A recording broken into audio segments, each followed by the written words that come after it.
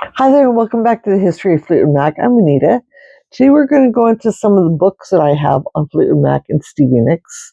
I had done a little short video where I had shown kind of like a timeline of the books, but it's certainly not the collection in full, and I've come across some more that weren't in that little video. And plus, I want to kind of review them one-on-one and show you some things that were related. Maybe you saw some stuff in there and you're like, what's that doing in there and why? Actually, the first set of books I have is maybe going to answer some of those questions, and the fact that I keep coming across more books that I have. Once upon a time, it seemed like there was one or two or maybe three books on Fleetwood Mac, and now it just seems like there's a book coming out every month about them. Certainly, with current popularity and the fact that they're kind of no more, there's certainly more books and more biographies. But so far, not too many. Well, we only have one autobiography by Mick, and then some from like Ken and other people. But yeah, not too much. But yeah, I just thought that might be of interest, and I'm going to start off with one that really just makes a lot of sense once you see it. Something I didn't realize, a couple things. First of all, I'm going to start off with triad. I'm really never sure how to say it. I say triad. And this is by Mary Leader. And this book came out in 1973, and Stevie has mentioned it being an influence for the song Rhiannon. A character, a ghost in the book named Rhiannon, calls out to our main character named Bronwyn. So it's very, Irish mythology kind of names and such that are in there. It's been years since I've read this book, and I don't remember being completely smitten by it, but it wasn't a disappointing book either. Mary Leader, who wrote the book, she is in the little blurb about her, it says that she was an actress and journalist in addition to being an author. And I've never been able to find any information about her being an actress. Being as interested as I am in old movies and such, I thought how fun it would be to see if she'd done any old Hollywood photos or movies or something like that. Sadly, she did die April 27th of 2004. And more sadly, even though this comes up in every Wikipedia or anytime it's mentioned as being the direct influence for Fleetwood Mac's Rhiannon, Stevie Nicks herself says that she wasn't really taken by the book. She just really liked the name Rhiannon and wanted to write something about a girl named Rhiannon. So, as much as we as Stevie fans count this as an influential and not necessary, but a fun book to have in a collection, Stevie was kind of hit or miss with it. But she did read it, and Mary Leader actually only did one other book, and it was like the Salem Children or Children of Salem. It was kind of a witchcrafty type book, and it did very poorly. This actually did pretty well, and that was this is 1973, so it was well before Rhiannon came out. So it certainly wasn't the song making the book famous, well, which it did later, but yeah, the book did help develop the song, I should say. Last October, I was watching a movie with Jodie Foster called "The Little Girl Who Lives Down the Lane," which also came out in 1973. And in that movie, she passes by a bookstore, and there's a large display with a whole bunch of these books. So when the book came out, it was well received enough to make displays. I highly doubt it was done for the movie. I'm sure it was just happened to be in the storefront, and that storefront was used in the movie. And that movie has some kind of sort of supernatural connotations, which this book does as well. So it is kind of funny that they were together. Maybe it was sought out for the movie and for that display to be made. But I thought that was kind of interesting, and I thought it was interesting to show you and and have. It's worth finding. I actually found this at a Goodwill store several years back for like $1, and I was thrilled. It has a couple covers, but this is the common cover, and it's very Rhiannon-esque in the picture. I mean, it kind of looks like, it's a bird in flight, but, this kind of Stevie dress and kind of the dancing motion is very Stevie-esque, so it's kind of cool. Like I said, came out in 1973, and I believe that this is just a regular pressing. It'd be fun to find a first pressing of this. But if you get a chance, I think on like probably Amazon or somewhere like that, or Ahab Books, if you've never heard of that, you can probably find this for a couple bucks if you were interested. But it's fun to have for the collection. What I did believe to be more the inspiration over that was this book, which Stevie does bring up often as well. This is a 4-part series. This is part 1, part 2, and these 2 are first editions. This cover and its artwork. This is part 3 and part 4, part 3 and part 4, and these are second edition covers, different artwork.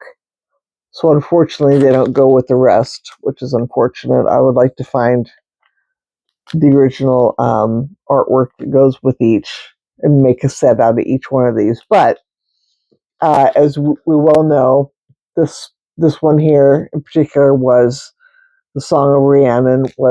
Stevie Nicks was very influenced by this series. This series she does refer to as inspiration, although this came out in November of 74. So I think by this time, Stevie had probably done a little more research into Rhiannon and, Irish lore and Irish Danish probably, and realized the importance and that there was more to Rhiannon than just a pretty name. And the fact that this is more based on that kind of mythology, Stevie was probably very taken by this time. But I always thought that this was more the inspiration for Rhiannon. But this came out, again, November of 74, and by December of 74, as we well know, Stevie Nicks and Lindsay were already joining Fleetwood Mac. So this would have come out pretty late. So it's more likely that, again, this is the primary inspiration for the song Rhiannon, and this is just a secondary hapstance. So both of these books, though neither directly related to Fleetwood Mac, they have been brought up by Stevie Nicks several times as inspiration for the song Rhiannon. So these are November 1974, and this came out in 1973. So 2 things worth interest. Next up, we have what I believe to be the first book on Fleetwood Mac, and to my knowledge, it had been this one, as some of you may well know, and this is Authorized History of Fleetwood Mac by Samuel Graham. And this is a great book full of photos. Can't really go over too much. But it's early. This one came out in 1978. This is the first printing of this book, soft cover. What I didn't realize until I went looking through it again is that this book that we commonly, a lot of people have, or a lot of people have this, one or the other, or maybe both, it's the same book, and I just never realized it. I thought, I knew it was the same author, I knew it was the same print, but I thought they were 2 different, like written differently. They're verbatim, the same book, just one's in paperback like this and one is a larger form. And because it came out in 1978, unfortunately, only 39 pages are dedicated to Stevie and Fleetwood Mac. And, although the first part of it has a good solid history, as does every Fleetwood Mac book, because every Fleetwood Mac book starts in the beginning. with the early days of Fleetwood Mac before Stevie and Lindsay. Only 39 pages are dedicated to Stevie and Lindsay or the Rumors lineup because by this time, of course, there wasn't that much information to be had on the band. But it is chock full of a lot of photos. Let's see the Stevie part here. So there's some really great photos, and everywhere you see photos in the big book, they're in the same place in the little book. So whether you have the large or the small print, you do have verbatim the same book. There's absolutely nothing extra in here. Everything is identical. So I went through it and kind of combed through it to make sure. Discography, and then at the very end there is the credits, everything. So, but I did not realize it was verbatim. I felt kind of dumb. I thought this one might have come out a little bit later, and we had a little bit more information.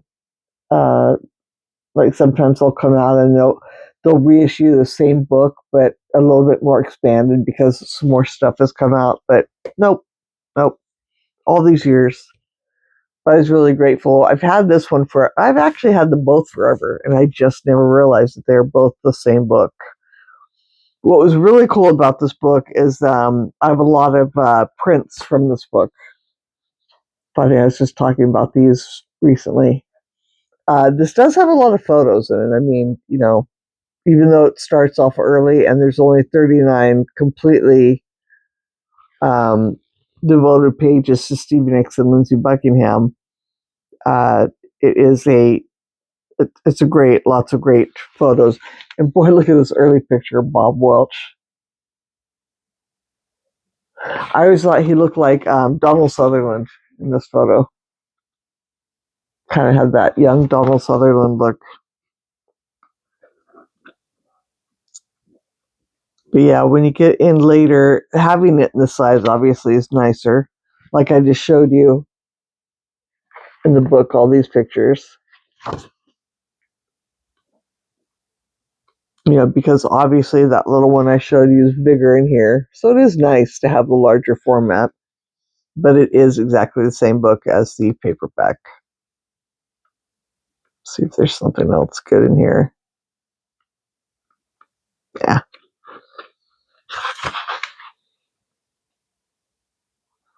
So yeah. So these two books in 1978, like I said, the same books. Also in 1978, we had Headliners.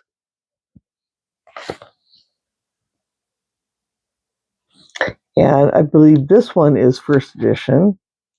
I believe this is the only way this came out. No, does it say? And I'm sorry, this came out in 79. So I'm a little ahead of the next book I'll show you. Funny enough, 39 pages are given to Stevie Nicks and Lindsey Buckingham. It all starts out exactly just like any other book, with the beginning years of Fleetwood Mac beforehand, which is awesome.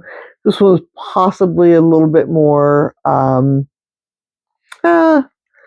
whereas this book to me is really, the author does the full research, and Samuel Graham has gone on to write quite a bit more books on bands and such. It's just not his first foray into writing books about bands. But, he certainly does his research on the A to Z of Fleetwood Mac, pre-Buckingham Nicks, which is amazing. But it is kind of the, cut and paste. Um, in the beginning there was blah, and it goes on, and which is fine because this is an early book on Fleetwood Mac, and I don't think, to my knowledge, I can't think of a book that's not current that had come out about Fleetwood Mac prior to this. Not saying there weren't, possibly in the UK, but nothing that I've seen. So any books that were coming out about Fleetwood Mac that included Stevie and Lindsey, it was probably nice for people who loved Fleetwood Mac prior to Stevie and Lindsey, because they were probably getting a biography for the first time ever. So even though there's a lot of author input, there's just as much quote and reference and some recording information and studio location and dates and such like that is imperative to the early history of Fleetwood Mac, again prior to Stevie and Lindsay. So I would say that this one is probably a little bit more, I don't want to say textbook because that makes it sound boring and that's not where I'm trying to go, but textbook as far as like just the facts, ma'am, just straight information. This one enters things like, it went on to something like, how were they to know that they would be tomorrow's overnight success? And, so it's interjected with just kind of funny lines and, fluff, a little bit of fluff that, again, it's not an insult by any means, but just, author input. And again, you have 39 pages that you can give the band with Stevie and Lindsay because that's all you had. And whatever magazine articles they were doing. So there's a lot of polls in both books, but I would say more in this one, um, references to articles and live interviews they're giving and such to gain information from, because who the heck are Lindsey Buckingham and Stevie Nicks? We don't know. So this one expands a little bit more, probably with more current by this much, just because it's 1 year later. But it would still be just like the first one, a history of, in the beginning, there's Peter Green's Fleetwood Mac, etc. So I kind of jumped ahead of this book that was had come out in 78. So these two had come out in 78, and then this one came out in 79. And this one was just one of those by Susan Katz. It's, I think, one of those books that you would get like, those kick-ass book clubs that would come through school in the 70s. If you know, you know. And you could order books about your favorite art, singers, musicians, and stuff like that. It was so cool. I think this is the only picture of Stevie in this one. Being as it is women in rock and roll, it shows several of Olivia Newton-John, but it only shows this one of Stevie with Fleetwood Mac. And then Stevie's part in the book is about 20 pages of that. Yeah, not quite. So, yeah. And then it does show, in the discography, it does show Buckingham Nicks, Fleetwood Mac, and then we had Rumors by this time. So, a publishing date is what I meant. So, just because it came out in 78 doesn't mean, when they finished writing it. So, wanted to make sure. But yeah, with Stevie on the cover, so that was kind of cool. This one's a little bit harder to come by. Somebody had been looking for it not too long ago, and I'm like, oh, yeah, you'll go on to Amazon, you'll find it for a few bucks. And it was actually a bit more than I recall, and nobody had one at the time. So if you're able to find one, I would definitely seek out this one. So next up we have Rumors and Facts by Rory Carr and Steve Clark. And this book came out in 1978 as well. Now this one is really loaded, and this one is cool. This one pulls from everything. So even though it starts again in the beginning and goes all the way through, it will kind of pull in, some early, you're early into the book, and then you have the color part here, and you'll get some cool color pictures of the band. So it kind of pulls in and out. It goes back to the early Fleetwood Mac and then to the current Fleetwood Mac at the time. But again, the cool part about these kind of books is that people who are interested in Fleetwood Mac prior to Stevie and Lindsay are also getting their due knowledge. I mean, I think it's great that, books were coming out about Fleetwood Mac because, John, Chris, Mick, they all had a heck of a history. So But this one does start out, dated. You actually have this whole part that's kind of undated. It just goes in concert and kind of introduction and talks about it. Then it starts out 1967, 1968, 69. So, of course, again, we get almost to the end of the book. There's this much pre Stevie Nicks Buckingham, not even this much Buckingham Nicks, because you get to the end credits. Well, no, it pretty much goes all the way through. No, you actually get pretty much all the way till the end. I love that they do some clippings. I love that they break down the albums, the songs that are on the album. They go into the songs a little bit more. They hit Billboard spots where they're at for early Fleetwood Mac and later Fleetwood Mac.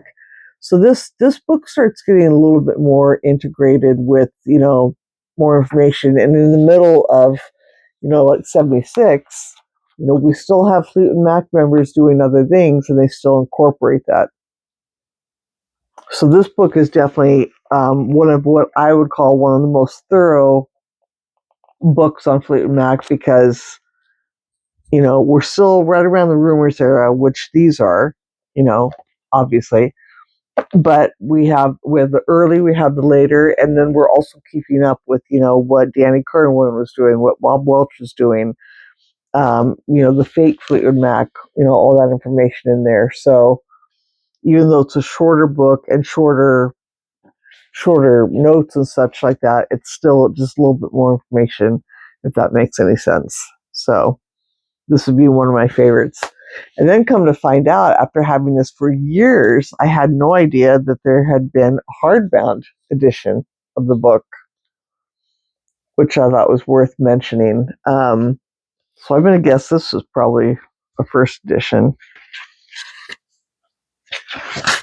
The sleeve is a little worse for wear, unfortunately.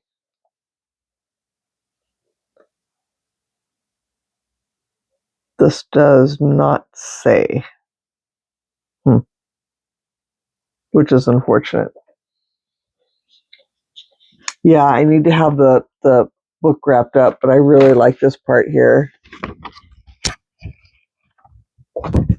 That's on the book as well as on the spine. So yeah, that was just a fluke.